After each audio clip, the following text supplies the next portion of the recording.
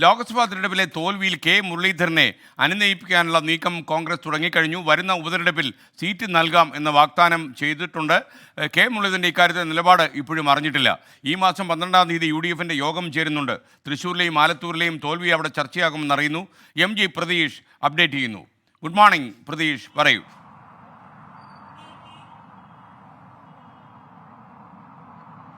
Good morning SKN.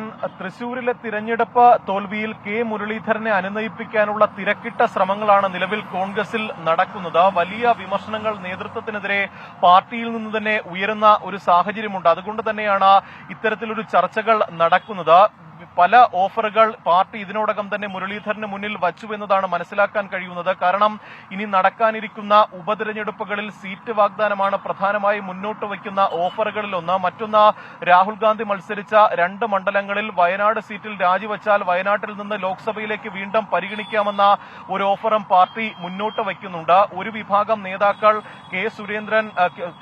K Sudhakaran വീണ്ടും MP ആയ സാഹചര്യത്തിൽ കെ മുരളീധരനെ KPCC അധ്യക്ഷ സ്ഥാനത്തേക്ക് പരിഗണിക്കണമെന്നൊരു ആവശ്യവും മുന്നോട്ട് വച്ചിട്ടുണ്ട്. ഇതടക്കമുള്ള കാര്യങ്ങൾ പാർട്ടി ഇപ്പോൾ പരിശോധിച്ച് വരികയാണ്. പക്ഷേ ഇക്കാര്യത്തിലെല്ലാം തന്നെ കെ മുരളീധരന്റെ നിലപാടായിരിക്കും ഏറ്റവും നിർണായകമാകുന്നത്. വിജയസാധ്യത ഉറപ്പില്ലാത്ത മണ്ഡലങ്ങളിൽ വീണ്ടും മത്സരിക്കാൻ കെ മുരളീധരൻ തയ്യാറാകണമെന്നില്ല.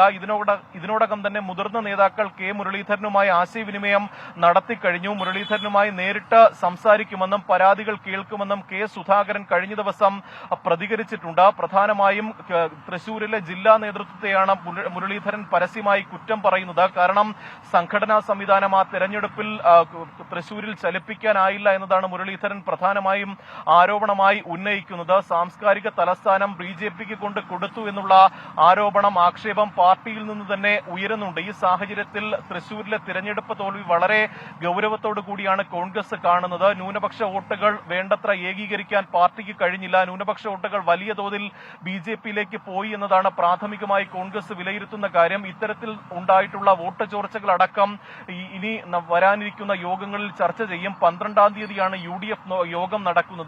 തൃശൂരിലെയും ആലത്തൂരിലെയും തോൽവി യോഗത്തിൽ ചർച്ചയാകുമെന്നതാണ് ഈ ഘട്ടത്തിൽ മനസ്സിലാക്കുന്ന കാര്യം. അതിനോടൊപ്പം അതിന് മുന്നോടിയായി തന്നെ കെ മുരളീധരനെ അനുനയിപ്പിച്ചുകൊണ്ട് പരസ്യ പ്രഖ്യാപനങ്ങൾ, പരസ്യ വിമർശനങ്ങൾ ഇതിൽ നിന്നെല്ലാം തന്നെ പിന്മാറ്റാനുള്ള ഒരു നടപടിയായിരിക്കും കോൺഗ്രസിൽ നിന്ന് ഇനി ഉണ്ടാകുന്നത്. Okay, thank you MG Pratheesh.